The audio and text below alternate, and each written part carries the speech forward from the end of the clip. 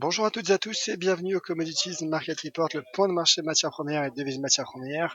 Yoav Nizar pour vous retrouver en ce vendredi 13 mai 2016.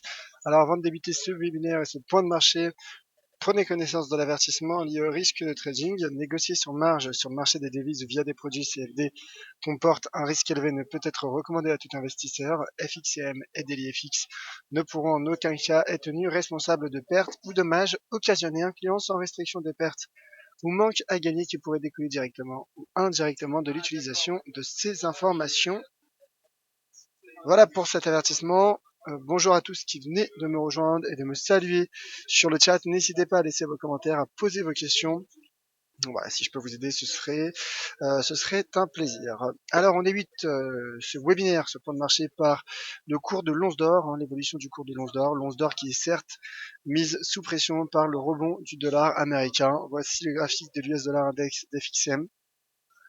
Et ce que l'on peut remarquer, donc, c'est que ce piercing line, présenté lundi, cette ligne pénétrante, en weekly, tout simplement confirme, est en train de valider son mouvement de retournement, au moins à court terme. En tout cas, le pivot à surveiller aujourd'hui se situe à 11 880 points. Je dis bien aujourd'hui, car aujourd'hui nous connaîtrons, le marché prendra connaissance des deux publications macroéconomiques les plus attendues, les majeures de cette semaine, euh, avec les ventes au détail aux États-Unis et également l'indice de confiance de l'Université du Michigan, respectivement à 14h30 et 16h. Vous aurez d'ailleurs un point de marché spécial avec Vincent Gann dans le Wall Street Insider. Donc le dollar américain, en effet, qui à court terme est bullish. À court terme est bullish, on ne peut pas le nier. Certes, il s'agit d'un rebond technique lorsque l'on regarde le marché à moyen terme, mais lorsqu'on regarde le marché à court terme, voilà, les résistances sont cassées. En weekly, 11 885 est en train d'être franchi, et même la résistance à court terme que je vous présentais hier sur ce niveau à 11 900 points également est en train d'être franchi par le marché. Je dis bien est en train car le marché n'a pas encore validé. Ce franchissement serait validé en cas de clôture journalière de cette bougie. Mais en tout cas, le potentiel est aussi. En daily, il y a eu pullback au-dessus du seuil à 50 sur le RSI. Le RSI, en tout cas, effectue un pullback sur les 50. C'est plutôt bon signe à court terme. À court terme pour le dollar américain, en effet, c'est plutôt positif. Bien que voilà, l'analyse technique montre tout de même montre quand même que la dynamique est bel et bien baissière depuis le début de l'année et que les fondamentaux restent fragiles. Les fondamentaux du dollar américain restent fragiles. Finalement, on se dit que peut-être que le marché a peut-être trop pricé un statu quo de la réserve fédérale tout au long de cette année.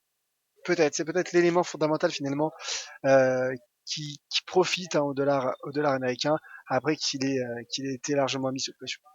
Dans ce contexte, et puisque le cours de l'once d'or est inversement corrélé au cours du dollar, même si d'ailleurs que les autres métaux précieux, mais plus particulièrement l'or, la corrélation est plus importante. Le cours de l'once d'or est sous pression, se replie, mais tient son seuil, son support à 1260 $. Le cours de l'once d'or qui profite également, du point de vue de l'analyse fondamentale, de son aspect refuge dans cette période, finalement cette semaine, où les marchés boursiers ont largement été mis sous pression. Les marchés boursiers se sont repliés et encore ce matin, le CAC a ouvert en baisse également. Idem pour le DAX, le CAC voilà qui perd 0,64% au moment où je vous parle. Le DAX il perd 0,54%, l'Eurostoxx 0,61%. Hier Wall Street, alors le Dow Jones a clôturé de manière assez inchangée. On sent que les marchés actions sont frileux, sont sous pression. D'ailleurs, le marché tente de casser des supports. Le DAX est en train de casser sa droite de tendance haussière. Donc finalement, le cours de l'once d'or, certes, est affaibli par le dollar américain, par la hausse du dollar américain, mais tire profit également du repli des matières premières. Du repli, pardon, des bourses, des marchés boursiers, excusez-moi. Donc dans ce contexte, en effet, techniquement, le cours de l'once d'or conserve un potentiel de hausse et également en daily, il y a la formation de ce drapeau descendant, le drapeau qui est une figure de continuation et qui donc donne un peu plus de potentiel de hausse au cours de l'once d'or, mais cela passerait bien évidemment par le franchissement le franchissement de cette oblique et donc la sortie par le haut de ce drapeau baissier. Autre élément, il s'agit de l'indicateur de momentum RSI pour lequel nous pouvons effectuer du chartisme. C'est Wallace Wilder lui-même, hein, l'inventeur du RSI, qui l'a déclaré. Et écoutez, l'indicateur de momentum RSI est reste soutenu par une oblique haussière également. Donc, cela confirme un peu plus, finalement, donne un peu plus de poids à un scénario haussier pour le cours de l'once d'or. Voilà. Donc là, si l'on affine en 4 heures, finalement, voilà, l'indicateur de momentum RSI converge avec les prix. Il y a toujours ce drapeau que l'on pourra affiner certes, et ce qui est donc plutôt positif. Et d'ailleurs, en 4 heures, il y a eu ce pullback, hein, sur les 1260 $. Il y a eu un premier test, deuxième test, et là un troisième test qui pourrait être le bon finalement pour le cours de l'once d'or. Le risque serait bien évidemment une cassure, hein, de ces 1260 $, auquel cas la cible à 1215 $ serait engagée à moyen terme. Passons à présent au cours de l'argent, l'once d'argent. Écoutez, le support a tenu, le support, hein, que je vous présentais hier à 16,88 a tenu. Donc il y a bien eu ce repli, le pullback également prend forme. Nous notons également en H4 une divergence haussière. Une divergence haussière, comme vous le voyez, le creux des prix, le deuxième creux des prix est plus bas que le premier, alors qu'à l'inverse, le creux du RSI est supérieur au premier. Alors certes, la divergence n'est pas parfaite, car l'indicateur RSI n'est pas repassé sur cette ligne de coup, sur sa ligne de coup à 61. Mais en tout cas, dans l'esprit, on sent que le rebond technique finalement peut se poursuivre, d'autant plus que celui-ci intervient sur un niveau de support, majeur à moyen terme à 16,88 $. Donc finalement, au même titre, hein, que mon billet reste haussier pour le moment sur le cours de l'once d'or, je continue de penser que le cours de l'argent a également un potentiel de hausse, puisqu'il y a une corrélation positive entre les métaux précieux. Alors, passons à présent au cours du pétrole, hein, le cours du pétrole qui également poursuit son avancée. Il profitait déjà en milieu de semaine d'un déstockage inattendu des stocks de brut aux États-Unis la semaine passée. Pas seulement des stocks de brut, également des stocks d'essence. Mais en tout cas, le WTI, en effet, teste d'une part une résistance à 46,75, qui est tout simplement voilà le point haut de ces 6 derniers mois. Comme je disais hier, hein, le marché qui teste donc son point haut, mais qui conserve un potentiel de hausse après son pullback effectué au-dessus des 44, effectué sur les 44 $. Du point de vue de l'analyse fondamentale, sachez que l'AIE, l'Agence d'information de l'énergie aux États-Unis, le département de l'énergie américain, a récemment déclaré que finalement le déséquilibre majeur qu'il y avait entre l'offre et la demande de ce marché commence finalement à se rééquilibrer. Donc c'est plutôt bon signe. Et comme je l'explique depuis de nombreux mois,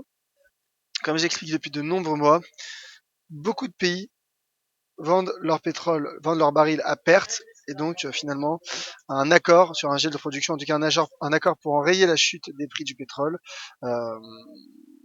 est un scénario qui me semble être une nécessité, et c'est la raison, selon moi, pour laquelle notamment le cours du baril progresse, bien que les statistiques macroéconomiques chinoises restent mitigées. Donc à moyen terme, je continue de croire que le cours a le potentiel pour aller chercher les 48,30 $ et ensuite franchir les 50 $. En tout cas, c'est mon opinion.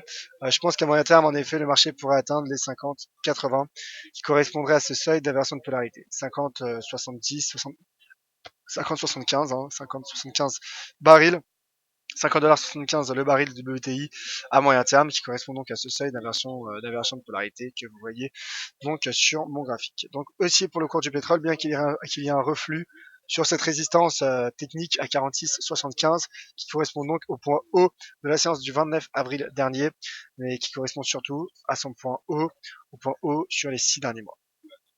Le Brent également, qui faisait range en weekly.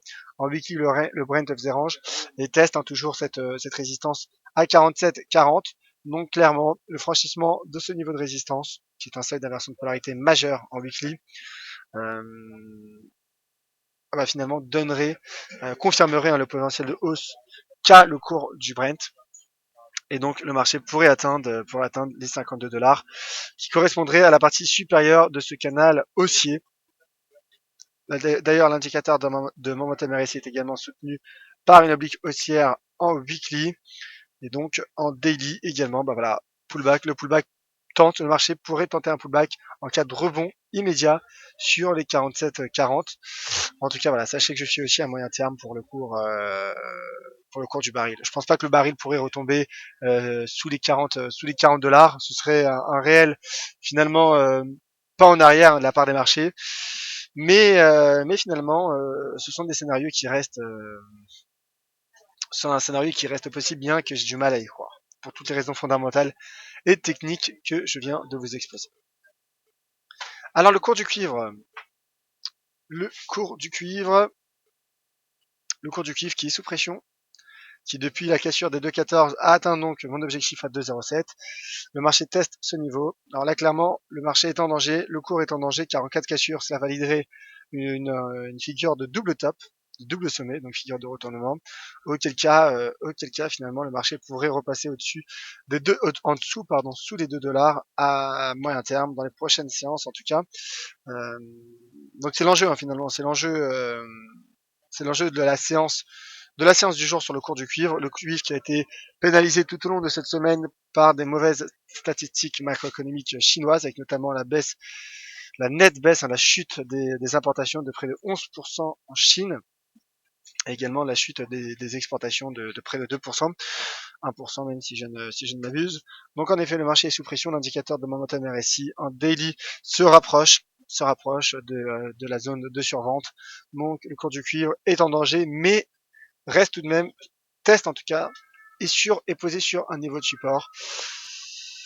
Donc finalement, le signal de vente serait redonné en cas de cassure des 2,07 selon moi. Attention au rebond, le rebond reste possible. En cas de rebond, en revanche, la cible serait un retour sur les 2,14. Le cours du gaz naturel, écoutez, que fait le cours du gaz naturel? Le cours du gaz naturel se replie. Cela était ma stratégie, la stratégie que je défendais hier, la stratégie baissière, pour aller chercher dans un premier temps cette oblique haussière sur les 2,09 $. Le marché a atteint cette cible, voilà, puisqu'il a atteint à plus bas de tout juste 2,09 $. Donc j'en suis ravi. Ce qui me faisait penser, donc je fais une petite piqûre de rappel pour ceux qui n'étaient pas présents hier. Ce qui m'a interpellé, c'est ce 2J qui est survenu sur ce niveau de résistance. Alors certes, lorsque l'on regarde le graphique en daily, on dit que le niveau de résistance se situe plutôt à 2,157 $, puisqu'il y a un trading range depuis maintenant près de 3 semaines sur le cours du gaz naturel. Mais regardez le cours en weekly, la résistance. Alors la résistance certes à 2,157 également est très belle, mais il y a également cette mèche, finalement cette mèche sur cette bougie, sur la précédente bougie hebdomadaire, et donc finalement en daily, le 2J qui est une figure d'indécision est également considéré par certains analystes et certains traders comme une bougie de retournement sur un niveau de résistance, donne plus de poids, et donc le retournement a eu lieu suite à 4 séances de hausse consécutives, et donc le cours qui tente à présent, qui est en train de casser et de sortir par le bas de ce canal ascendant. Là clairement le pivot est cette oblique haussière. Donc en cas de cassure, la cible court terme serait à 2,05 $, voire même les 2 $ en deuxième cible. Mais tant que la bougie n'est pas validée, tant que la bougie n'est pas clôturée, on ne peut pas dégager finalement d'éventualité. On ne peut pas tout simplement on ne peut pas encore conclure, donner certaines conclusions, car en cas finalement de rebond, en cas de rebond, le rebond pourrait se poursuivre à l'intérieur de ce canal pour aller chercher à moyen long terme même, les 2,40, voire les 2,35 qui correspondraient à la partie 2,36 qui correspondrait à la partie supérieure de ce canal aussi. Donc en effet, c'est l'enjeu sur le cours du gaz naturel de la séance du jour. Regardez, le momentum pour le moment, se maintient à la hausse, reste haussier au-dessus de 50. Donc le cours du gaz naturel conserve pour le moment, à l'heure actuelle, au moment où je vous parle, un potentiel de hausse à l'intérieur de ce canal ascendant. Attention toutefois donc en cas de cassure et de sortie par le bas de ce fameux canal. Alors on poursuit avec les deux dernières matières premières, deux métaux précieux, le cours du palladium, qui rebondit également sur un niveau de support à court terme, un niveau de support donc à 591, le cours qui devrait atteindre les 600 dollars, bon, qui teste les 600 dollars, mais en tout cas la résistance court terme se situe à 604 dollars. Le marché également qui effectue un drapeau au même titre que le cours de l'once d'or, ce qui est plutôt bon signe car le drapeau, je le rappelle, est une figure de continuation qui serait validée en cas de franchissement, en cas de sortie par le haut du marché. Le platine également a formé hier un drapeau, teste à présent, après un rebond, teste la partie, en tout cas se rapproche de la partie supérieure de ce drapeau. Donc ce que l'on remarque sur les métaux précieux finalement, c'est cette convergence, puisque les quatre métaux précieux, en tout cas au moins les trois, puisque l'argent, bon, ce n'est pas si clair, bien que l'argent, en tout cas, ait rebondi également sur support, ce qui est plutôt bon signe pour l'argent, mais en tout cas, les trois autres métaux précieux, donc l'argent, le platine et le palladium, ont formé des figures de continuation sous la forme de drapeaux, ce qui est plutôt positif pour le cours des métaux précieux. Alors, je vois qu'il y a pas mal de questions. Ce que je vous propose, c'est qu'on fasse rapidement un point sur les devises matières premières, donc dollar australien, dollar canadien et dollar néo-zélandais. Ensuite, je passerai aux questions, car vous êtes nombreux, d'ailleurs. Bonjour à tous. Voilà, n'hésitez pas à poser votre question, vous faites bien. Et j'arrive tout de suite. Justement, je vois une question d'Adil d'ailleurs au passage. Adil qui demande un point sur le NZD USD. Écoutez mon cher Adil, ça arrive dans tout juste 2-3 petites minutes, tout de suite après le taux de change USD CAD, c'est promis.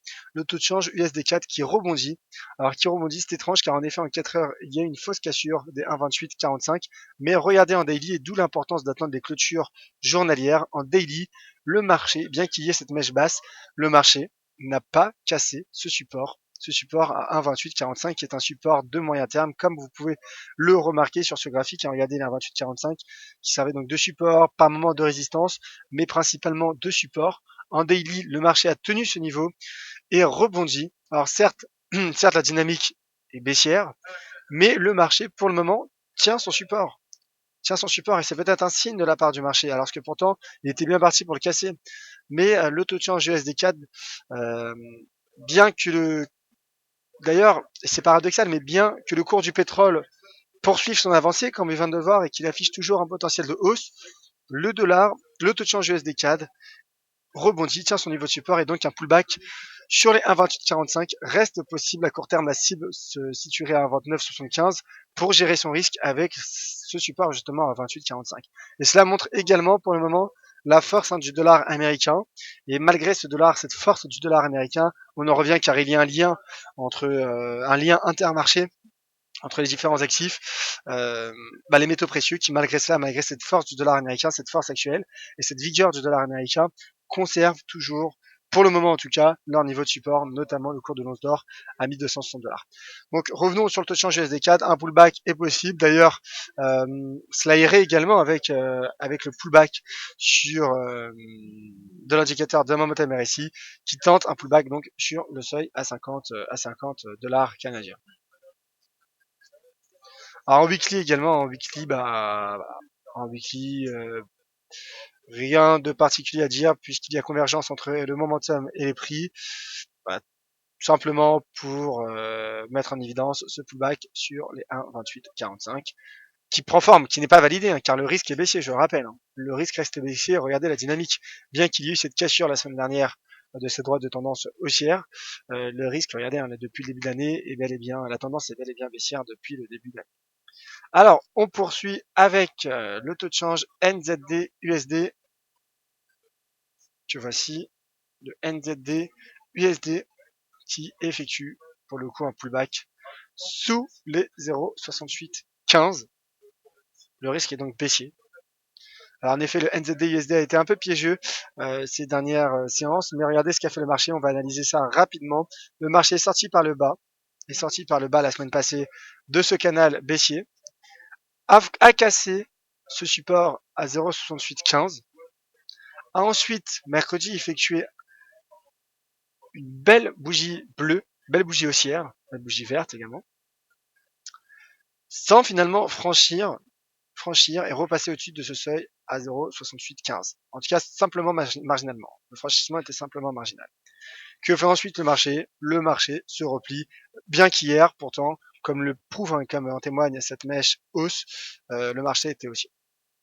Donc finalement, le risque à court terme est un effet baissier et la cible technique, la cible théorique de l'analyse technique de ce double top reste d'actualité et cette cible théorique se situe à très exactement, voilà, je vous le dis, tout simplement une hauteur du piqué par la ligne de coup, puisque la ligne de coup a été franchie et que le marché effectue un pullback dessus, à 0,6550. C'est l'objectif théorique, mais en tout cas à court terme, je pense que dans un premier temps, on peut aller chercher le cours d'ouverture de la séance de mercredi à 0,6753. Voilà, donc le risque est baissier pour le NZD USD. Ce que l'on remarque, c'est que le dollar américain finalement fait le marché du Forex et l'AED USD qui atteint enfin mon objectif à 0,7282. Oui, puisqu'il a atteint un point bas journalier à 0,7277. Le risque est également baissier et l'AUD USD également effectue un pullback sous les 0,7385. Finalement, on remarque toujours cette corrélation entre le dollar australien et le dollar néo-zélandais. D'ailleurs, commentaire de la part de J qui demande à mon avis sur l'AUD USD. Écoutez, l'AUD USD conserve un risque baissier, mais le cours teste un niveau de support. Donc c'est toujours pareil, on ne peut pas shorter des niveaux de support. Le signal serait donné en cas de franchissement, car sur un support, le risque serait bel et bien baissier. Alors simplement, je reviens sur le graphique weekly, car hier, en effet, il y avait une analyse très intéressante d'un auditeur. Vous m'excuserez, j'ai oublié votre nom, cher auditeur. C'était une analyse Ishimoku. Euh, une analyse Ishimoku qui mettait en évidence le fait que le marché rebondissait, car en effet hier le cours rebondissait, tentait un rebond. Alors là nous sommes en weekly, mais en tout cas tentait un rebond sur la SSA, donc la partie inférieure de ce nuage, qui correspondait également à cette Kijun Wiki qui correspondait à un double niveau de support, un double niveau de support majeur, mais le marché tente de le casser. En tout cas, a atteint ce niveau de support à 0,7282. Il n'a pas encore clôturé la semaine ni la séance, et c'est finalement l'enjeu de la séance du jour pour le taux de change AUD USD. D'ailleurs, l'indicateur de momentum RSI tente de passer sous les 50, donc le risque est baissier sur l'AUD USD. Un franchissement me permettrait de viser les 0,7195 et nous pourrions gérer notre risque avec les 0,7282. Prudence toutefois sur le dollar américain, car je le rappelle, il y aura deux statistiques majeures qui seront publiées cet après-midi avec les ventes au détail et l'indice de confiance de l'Université du Michigan. Et regardez en daily le marché qui est en train également de sortir par le bas de ce nuage haussier. Concernant le taux de change AUD USD, voilà donc pour ce tour d'horizon des matières premières et des devises matières premières. Alors oui, bon, simplement le GBP USD avec la formation de ce canal aussi en H1, on voit que le marché teste la partie inférieure de ce canal, un pullback pourrait prendre forme, mais le GBP USD est également piégeux suite au statu quo de la Banque centrale d'Angleterre hier. On passe sans plus tarder aux questions. Et question de la part de Stéphane sur le pétrole. Bonjour, interrogation sur le pétrole et le recul des demandes en Asie. En passe la résistance ou pas? En effet, la demande asiatique s'essouffle, ça faiblit comme a pu le témoigner les chiffres, euh, comme ont pu le témoigner les chiffres sur le commerce extérieur chinois. Toutefois, comme je le disais, l'agence d'information de l'énergie a déclaré cette semaine que l'offre et la demande seraient équilibrées, que le déséquilibre s'amoindrissait. Et donc, du point de vue de l'analyse fondamentale, ceci explique finalement le rebond du cours du pétrole qui conserve un potentiel de hausse, comme je vous le disais. Alors, est-ce que le marché franchira ou non la résistance? Je suis optimiste, mais comme je le disais hier, une résistance telle que celle-ci, car c'est le point haut finalement sur ces 6 derniers mois, ne se franchit pas de manière futile. Cela prend du temps, cela peut prendre du temps, ou à moins qu'il y ait un événement macroéconomique majeur, ou encore une statistique une statistique concernant le stock de pétrole hebdomadaire aux États-Unis qui ira en ce sens. Mais en tout cas, le marché, voilà, effectue un reflux, mais je pense qu'il pourrait franchir ce niveau de résistance.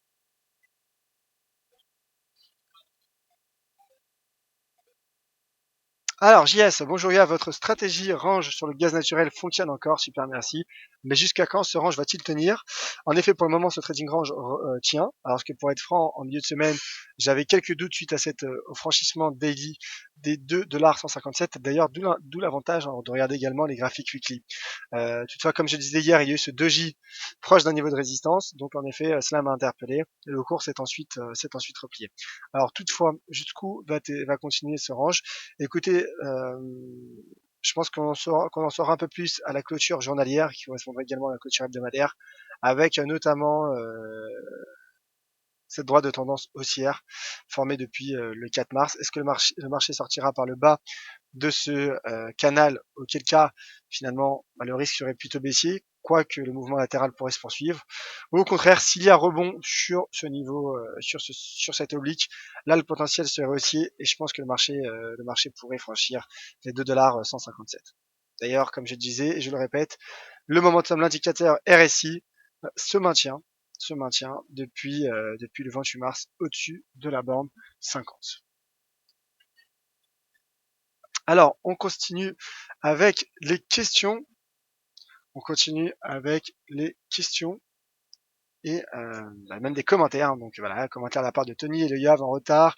J'emménage mon nouveau bureau et des multiples branchements. Bah écoutez, j'espère que ce bureau vous portera chance, en tout cas que vos trades seront gagnants avec celui-ci, mon cher Tony. Coco, en effet, Coco Johan, alors c'est Johan et non pas Johan, tu devais nous montrer les bandes de Bollinger sur les schémas. Peux-tu le faire, s'il te plaît? Bien sûr que je peux faire, en effet. Alors, pour ceux qui étaient présents hier dans le webinaire éducatif consacré aux bandes de Bollinger, j'avais promis, hein, si jamais vous me rappelez, de faire des analyses bandes de Bollinger. Alors, bah, écoutez, mon cher Coco, n'hésitez pas, hein, si vous avez un actif en particulier. Donc voilà, là, je suis sur le pétrole, le WTI. Donc, on va simplement euh, mettre les bandes de Bollinger. Bah là, pour le moment, en effet, il n'y a pas de sortie. Euh, voilà, il n'y a pas de sortie. Il y a une sortie lors de la séance du 20 avril. Le signal de vente potentiel a été donné lorsque le cours a réintégré, a croisé à la baisse, hein, de nouveau à la bande supérieure. Et le cours certes a atteint la moyenne mobile de Bollinger, mais lorsqu'on voit, il a atteint au même niveau. C'est le risque dont je parlais hier. Quoique légèrement baissier, mais entre temps, on voit que le stop a pu être franchi.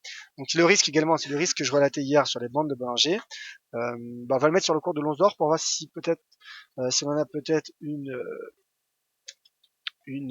information.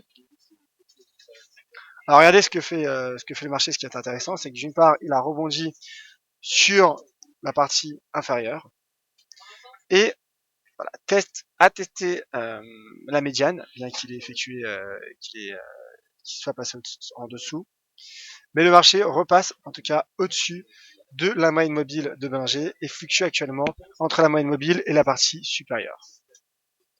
Donc le potentiel est aussi à court terme puisque nous sommes en H4 et regardez, voilà, en daily c'est parfait, car comme je le disais hier également, ces trois bandes de Bollinger sont des niveaux de support à résistance potentielle. Et que fait le cours?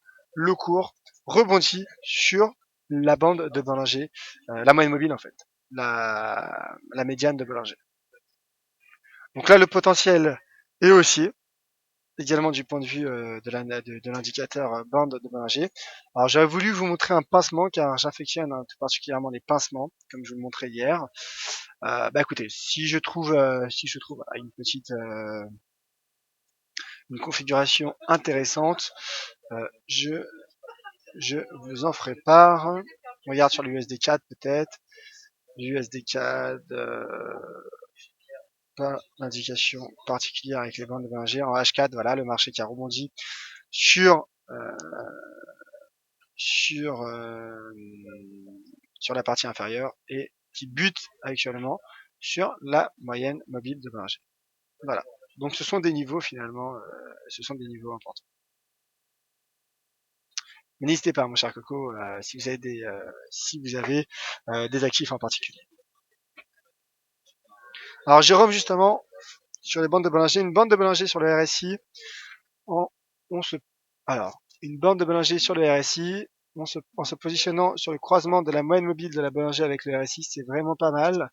Bien sûr, on confirme avec le chandelier, chartisme et marché, mais c'est pas mal. Donc voilà, c'est une analyse, une étude qui a dû backtester Jérôme B donc sur ces deux indicateurs, bande de Bollinger et RSI. Donc voilà, Jérôme finalement recommande de se positionner sur le croisement de la moyenne mobile, donc la médiane de Bollinger, avec le RSI. Donc en cas de convergence, hein, si je comprends bien, mon cher Jérôme, donc simplement regardez une convergence entre le croisement de la moyenne mobile qui correspondrait avec le croisement avec la baisse du RSI sous les 50, j'imagine. Voilà, j'imagine que c'est ce que veut nous dire Jérôme, à moins que Jérôme parle du fait de mettre les bandes de Bollinger sur l'indicateur RSI, ce qui est également possible, ce qui était d'ailleurs le sujet dans mon mémoire de fin d'études d'ailleurs. Alors, n'hésitez pas donc mon cher Jérôme B à nous confirmer. Et JS, en attendant, on poursuit avec les questions. JS sur l'USD CAD, est-ce une ETE en H4 qui se prépare? Bah ça tombe bien, je suis dessus. Une ETE potentiellement, si le marché se replie sous les 1,2885 et qu'il franchit surtout la ligne de coup, qui est le point bas, à 1,27 715. Donc écoutez, pour le moment en effet, il y a l'épaule gauche, la tête, l'épaule droite, une demi-épaule droite. Donc en cas de franchissement, en cas de repli et de cassure des 1,27 715, en effet, l'épaule tête-épaule serait enclenchée. Alors voilà, Jérôme B voilà, qui nous indique qu'il configure la bande de Bollinger sur le RSI. On va tester ça tout de suite.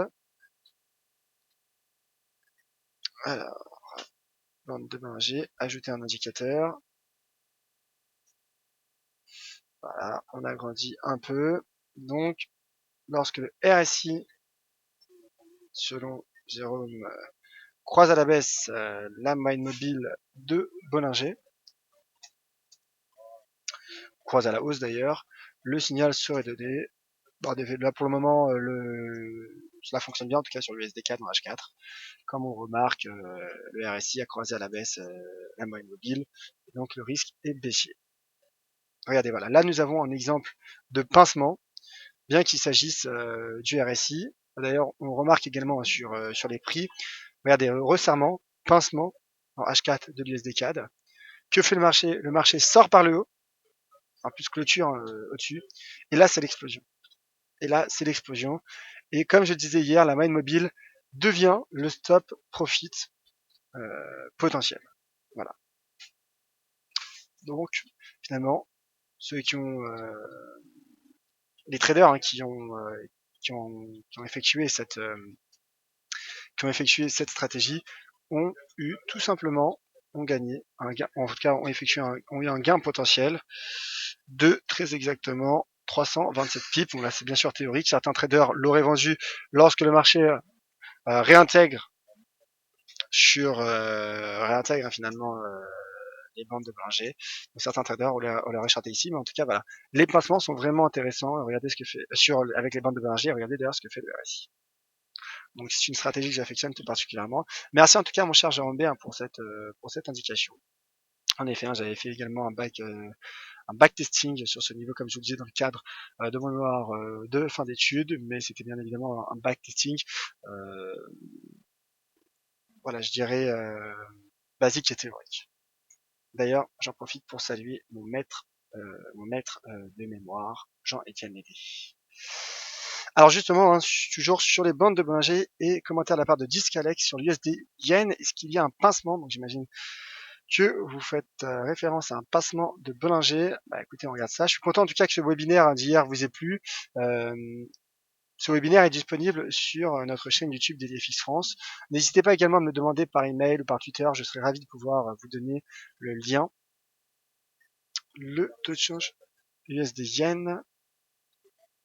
Alors, en quelle unité de temps? Cela dépend également de l'unité de temps. Là, je suis en 4 heures. On analyse cela. Alors, pour le moment, il n'y a pas de pincement. en tout cas un pincement qui pourrait prendre forme, mais là pour le moment c'est simplement un resserrement. Un pincement c'est lorsque voilà, les marchés vraiment se contractent. Alors en daily non plus. Écoutez, sur le SDN, je ne vois pas de pincement de BNG pour le moment. Alors ça dépend, n'hésitez pas à me confirmer. Voilà, en H4 nous dit disque Alex, en H4 non. Ce qui me semblait non. Car pour le moment il y a simplement un resserrement. Euh, En fait, j'aimerais tout simplement que la bande de Binger voilà, aille chercher un peu avant d'effectuer un creux. Et pareil pour la bande de Bollinger inférieure qu'elle effectue un top, un petit sommet. Auquel cas là, là il y aura un pincement potentiel qui serait validé en cas de sortie par le haut. Voilà, là il y a un très léger pincement là comme vous le voyez qui a fonctionné. Vous voyez l'explosion. Donc c'est intéressant. Voilà. Moi je principalement lorsque j'utilise les bandes de Bollinger, c'est pour jouer les pincements et c'est quelque chose qui me plaît énormément. Tony, grand merci Yoav. Si tu ne me vois pas, c'est que mon nouveau bureau est à m'a porté la poisse. Lol. On n'est pas vendredi 13 là, pas superstitieux pour autant. Bah écoutez, je ne suis pas non plus, donc c'est parfait. D'ailleurs, Tony qui nous met son graphique avec, avec son futur ex-bureau. Un graphique du cours de Lonzor, voilà. Nous avons également ce canal. Bon, c'est un canal qui finalement soit est canal, soit drapeau. En tout cas, pour le moment, c'est l'enjeu de ce pivot qui correspond à la partie supérieure de ce canal. Merci Tony pour ce graphique. Tu as parlé de l'or et sa hausse malgré la poursuite du rebond du dollar. Les news, bah écoute mon cher Tony, je pense que le cours de l'once d'or profite du repli des marchés boursiers, mais cela montre bien finalement lorsqu'un marché tient des niveaux de support, alors qu'il a finalement une raison fondamentale, notamment avec l'avancée du dollar américain, de chuter et qu'il tient ces niveaux de support, c'est qu'il conserve un potentiel de hausse.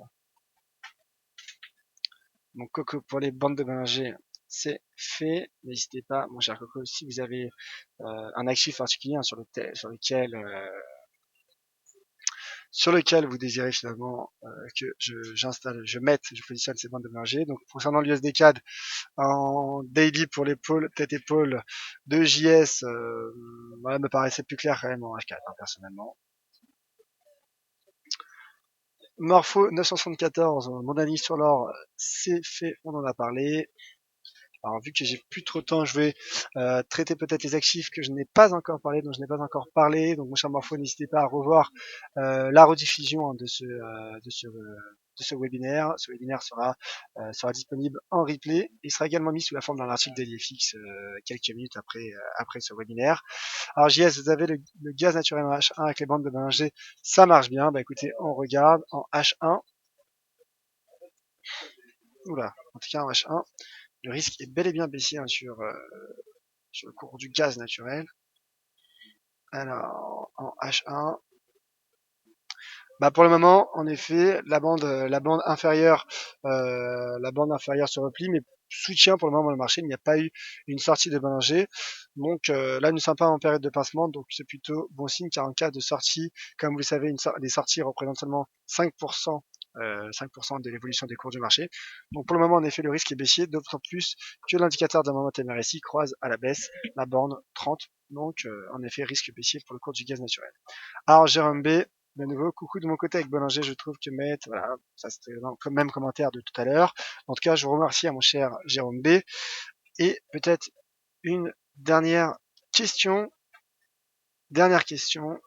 Alors, je vois que vous êtes nombreux, malheureusement, je n'aurai pas le temps d'y répondre. Bonjour, GBP-NZD est congestionné. Peut-il encore aller sur le support à 2,04? On regarde le GBP-NZD. Je pense avoir sur mon graphique, le voici.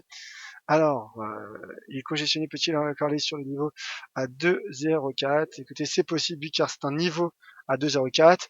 Le marché se replie finalement, sous la moyenne mobile à 50 jours. Sous la moyenne mobile 50 jours. Voilà.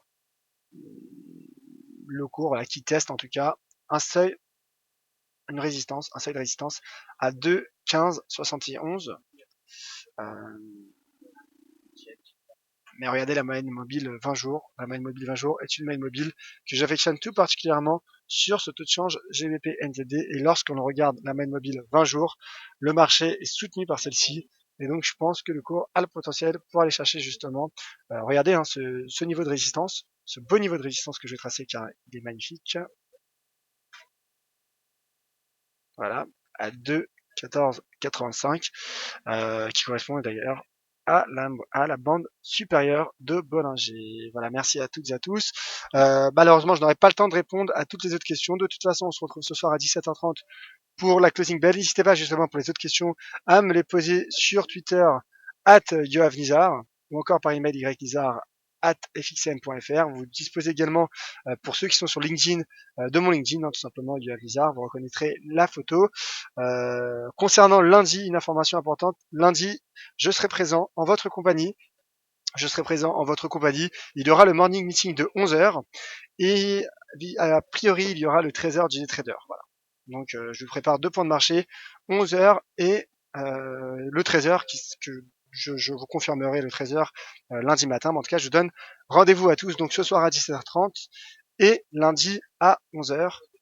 Merci à toutes et à tous. C'était Joaf pour le Commodities Market Report de DailyFX. À tout de suite sur Twitter et sur les différents réseaux sociaux.